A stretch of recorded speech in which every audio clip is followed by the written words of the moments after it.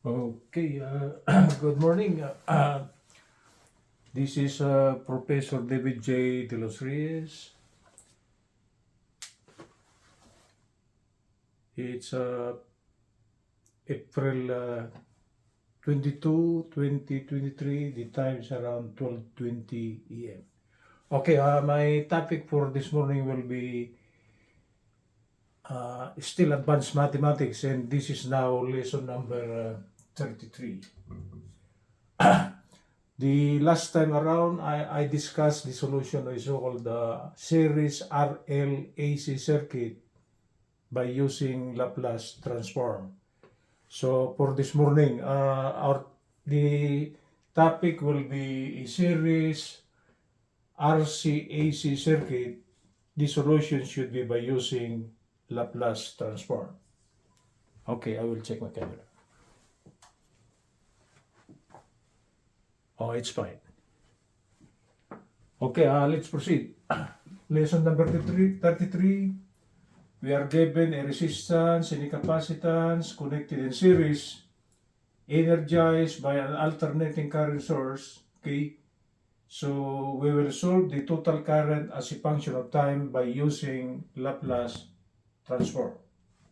Okay, so the solution is asking for total current as a function of time using Laplace transform. Okay, let's try to bring out the solution. Taking the summation of voltages, okay, around the closed loop as we close the switch, and this should be equal to 0. That is plus E minus B sub R minus B sub C, and this should be equal to 0. The alternating current voltage is actually with the given equation E sub M sine of the quantity omega t plus angle P. Our voltage source is actually sinusoidal. And the equation is this. Okay?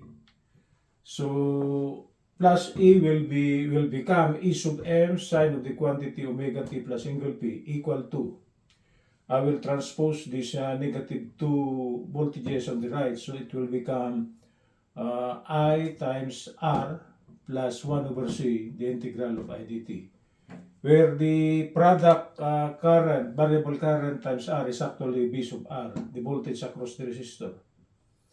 And the value 1 over C, the integral of I dt, is actually the voltage across the capacitance. So actually, after taking the summation of the voltages, we are given the so-called an integral differential equation. But our solution for this morning is actually not the classical solution. It will be the so-called Laplace transform. So before we could proceed with the Laplace transform, we will take first the differential of both the left and right. Take the differential. Okay? So if we try to take the differential of this, I will proceed here.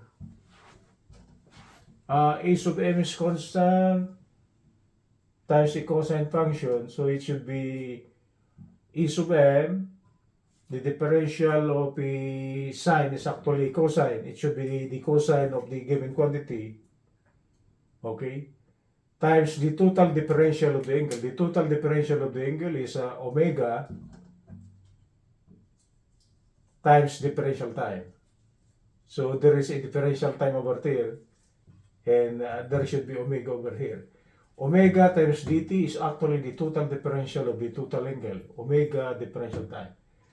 This angle P here is constant, so if we take the differential, it will be 0. Okay?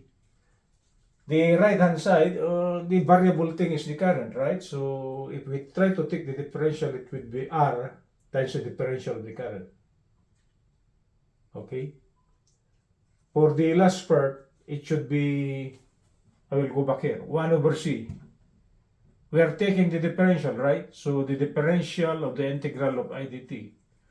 As I have said in the so-called study of integral calculus and differential, when the differential sign goes near this integral sign, they will try to cancel out each other. So what will remain will just be simply I dt. we remove the integral sign if we put a differential sign before it. They cancel out each other. So actually this cancels out. So as a result, it will be 1 over c I dt. Then to simplify calculation, we will multiply all the terms by 1 over dt. Okay? So for the left hand side, this dt here, cancel with this. So what remains will be omega c. Oh, actually, I now multiply all the terms by, I expedited a little bit. We will multiply all the terms by c. Okay, so this c here will go here. It will be omega c e sub m cosine of omega t plus angle p. And this r here should be multiplied by c, so it will become rc times di. And for this c here cancel with this, so no more 1 over c, right? So it will just be simply I dt, open bracket, and again we will multiply all the terms by dt. I forgot this c over here. Okay, so this dt here cancel with this. What remains on the left will be omega c e sub n cosine of omega t plus angle p, plus the product rc, the resistance and the capacitance, times di over dt. Because rc di times 1 over dt, dt goes on the denominator, right? Plus I dt times 1 over dt, this dt here cancel with this. So what remains on the last part will just be simply I. And if we try to rearrange again, we will multiply all the terms by 1 over rc. So what will remain? Omega e sub m over r, this c here cancel with this. So what remains on the left will be omega e sub m over r cosine of the quantity omega t plus angle p. Okay? rc di dt times 1 over rc, this rc here cancel with this. So what remains will be just simply di over dt. And I times 1 over rc will be 1 over rc times I. And if we try to rearrange this one, we'll go ahead with this one. Di dt is actually the derivative with respect to time of I. This will be next, so this should be 1 over rc times I equal to, I just interchange what's on the left and what's on the right, right? So this should be omega e sub m over r times the quantity cosine of the quantity omega t plus angle p. Okay, so this is now a first order differential equation. We are not yet on the Laplace transform. We are just converting the resulting differential equation emanating from the given series RC circuit energized by an alternating current source. So the next step here is take the Laplace transform of both the left and right. So that's why we derive all the formulas for the Laplace transformation, because we need it here. Okay, I will check my calendar. Okay, let's proceed with the Laplace transform. The Laplace transform of this one, if we try to take the Laplace transform, go back to your table, it will be S times I, capital letter I, as a function of S. This small I here corresponds to this big I, right? Plus 1 over RC. The Laplace transform of small letter I is just simply capital letter I as a function of S. Equal to omega is constant, E sub m is constant, resistance is constant. So if we try to take the product and we divide it by R, it will still be a constant, right? So if we try to take the Laplace transform of the right hand side, okay, this constant should go out. So this should be omega E sub m over R times the Laplace transform of cosine. It is on the table of Laplace transformation. Okay, that's why we derive it. It will be S cosine of angle P minus omega sine of angle P all over S squared plus omega squared. Okay, for the left hand side, we factor out capital letter I as a function of S. Capital letter I as a function of S, open bracket, S plus 1 over RC, right? We bring out this one, what remains is S. We bring out this one, what remains inside will be 1 over RC, close bracket, equal to omega E sub M over R. I just rewrite this one, S cosine of angle P minus omega sine of angle P all over S square plus omega square. And if we try to compute for capital letter I as a function of S, we are going to the so-called domain S for the Laplace transform. Capital letter I as a function of S should be equal to omega E sub M over R times this quantity here. For the right hand side, we will divide the right hand side by this. So it will, this one here should go down, right? So this is 1 over S plus 1 over RC, close bracket. Okay, so if we try to factor out what remains, what is on the denominator? This is factorable to S square plus omega square is actually factorable to the product quantity S plus j omega times S minus j omega. So actually, we could factor out this one into two linear factors, two imaginary linear factors, that is S plus j omega, S minus j omega. The first one is obviously a linear factor, that is the quantity S plus 1 over RC. Okay?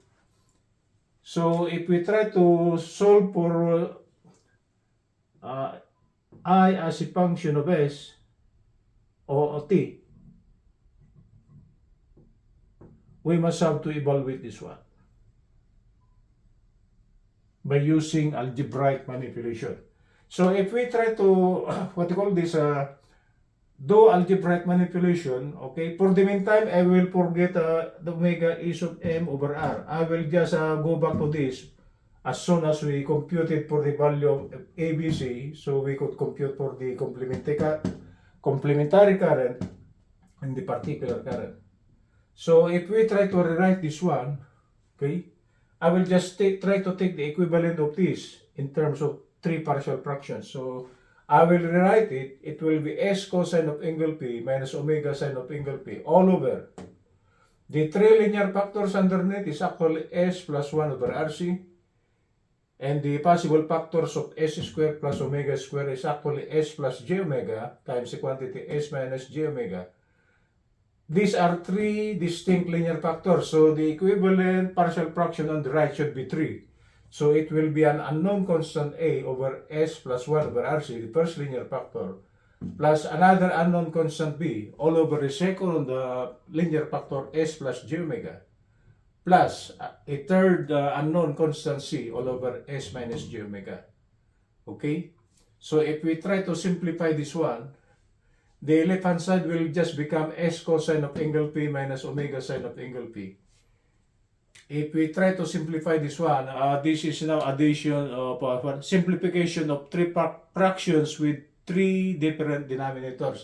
So the multiplier of A should be the product of this. So it will be S square plus omega square. The multiplier of B, it should be this one here, S plus 1 over RC times this. Okay? Without the S plus j omega, right? And the multiplier of C should be S plus 1 over RC times S plus j omega.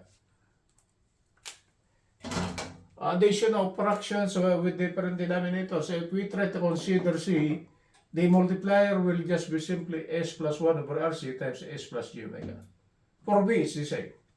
So what comes out after the so-called removing of the denominator, actually this cancels out. So what remains? No more denominator, right? So it will become S cosine of angle P minus omega sine of angle P equal to, the right hand side is this, as I explained a while ago, right? So the resulting equation on how to compute for the unknown values of A and B is actually this equation here. So you could actually try to formulate three linear equations in three unknowns, then try to solve simultaneously. Or the simpler solution is actually, you try to assume a value of S, okay, to eliminate the other two. So for when S is equal to minus 1 over RC, Okay? B will be 0 and C will be 0, and actually we could compute for A. Okay? Because if this is minus 1 over RC, this will become 0. So 0 times B now will be 0. This is minus 1 over RC plus 1 over RC will be 0. So one of the multipliers of C is actually 0. So C times 0 will be 0. So as I have said a while ago, when S is equal to minus 1 over RC, B will be 0, C is 0, and we could compute for A. Okay? We are not solving for the value of A for the meantime. When S is equal to J omega, if this will be J omega, we will eliminate B. So B will be 0. There is a minus J omega over here. Actually, this is the product of S plus J omega times S minus J omega. Okay? So when S is equal to J omega, this will be J omega minus J omega times A. So when S is equal to J omega, A will be 0. So the remaining unknown will just be simply C. Because is it C? Or J omega? If this will become J omega, this will not become 0, right? So it will become 2 J omega times C. So actually when S is equal to J omega, B will be 0, A is 0, and we could compute for C. The last part, that is when S is equal to minus J omega, we will eliminate A, because when S is equal to minus J omega, one of the factors that is multiplied to A is actually this one. So minus J omega plus J omega, this will become 0. So 0 times A will be 0. That is when S is equal to minus J omega. For the value C, when S is equal to minus J omega, if this will be minus J omega plus J omega will be 0. So one of the multipliers of C is actually this one, 0. So 0 times C, it will be 0. Meaning when S is equal to minus J omega, we eliminated A, we eliminated C, and we could compute for B.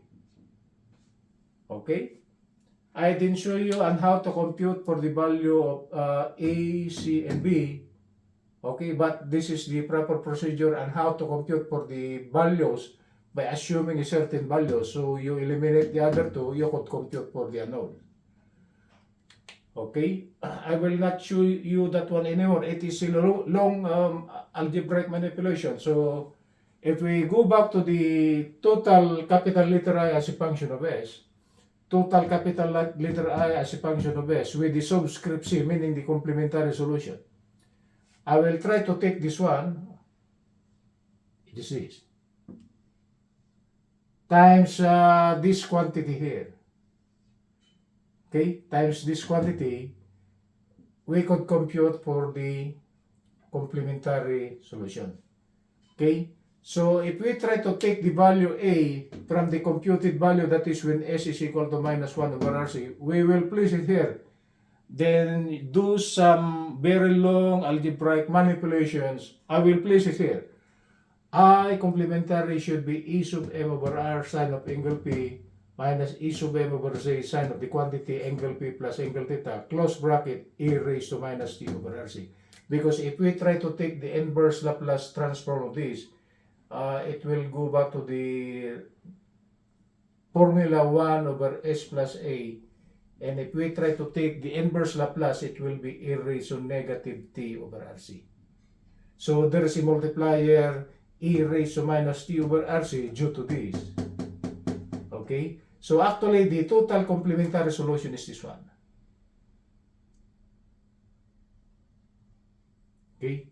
For the particular solution, it will be omega E sub M over R plus the sum of these two linear factors over here. Two partial fractions, that is B and C. So I place it here. Capital letter I as a function of S particular should be omega E sub M over R times open quantity, open bracket, B over S plus J omega plus C over S minus J omega. And the algebraic manipulation of this, It's a very long algebraic manipulation, but you could compute for the equivalent of this, then try to simplify it by using Euler's equation, that is a raised to gp will be cosine of angle p plus g sine of angle p, and a raised to minus g angle p equal to cosine of angle p minus g sine of angle p. So with the help of Euler's equation, you could try to simplify the particular solution, then try to take the inverse Laplace transform. What will come out for the particular solution will be, I will not show you anymore. I'm just discussing the procedure on how to do it. It will be e sub m over z sine of the quantity omega t plus angle p, plus for a capacitor to be in series with the resistor, this should be plus. So I place it here, plus angle theta. And the significance of this plus over here is leading. The current is leading the applied sinusoidal voltage by certain angle theta. Certain angle theta is actually the angle of the impedance. This is theta, this is 1 over omega c, this is r, and this is a. So this angle theta is actually the angle of the impedance. So for an RC AC circuit, this should be plus.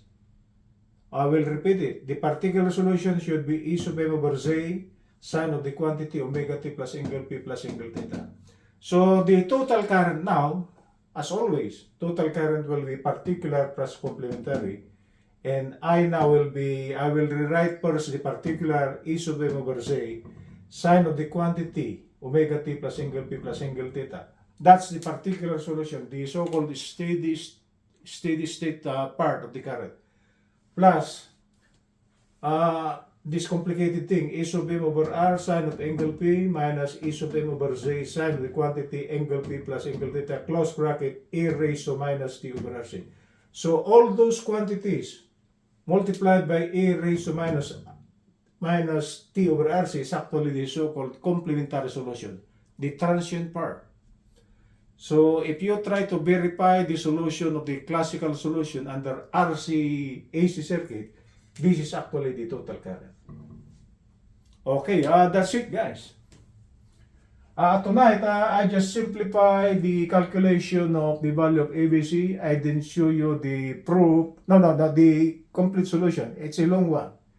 But if you try to use this one and try to compute for the complementary, this should be the complementary. And for the particular, this should be the particular.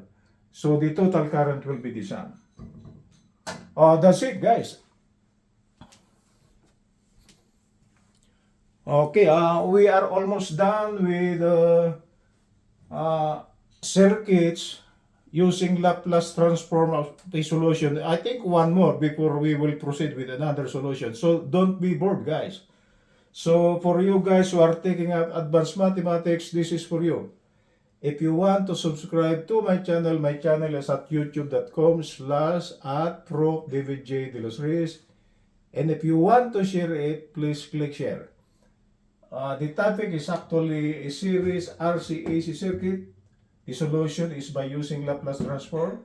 Okay? As a summary, you bring out first this one, take the Laplace, then use partial fraction, compute for the value of ABC using your knowledge of algebra.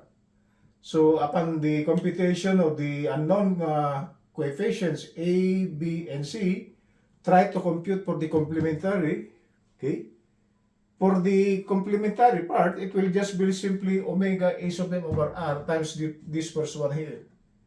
And the particular solution should be omega A sub m over r times the sum of this B plus C partial fraction.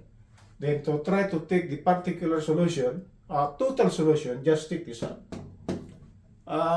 Good evening, good morning from Los Angeles. Thank you.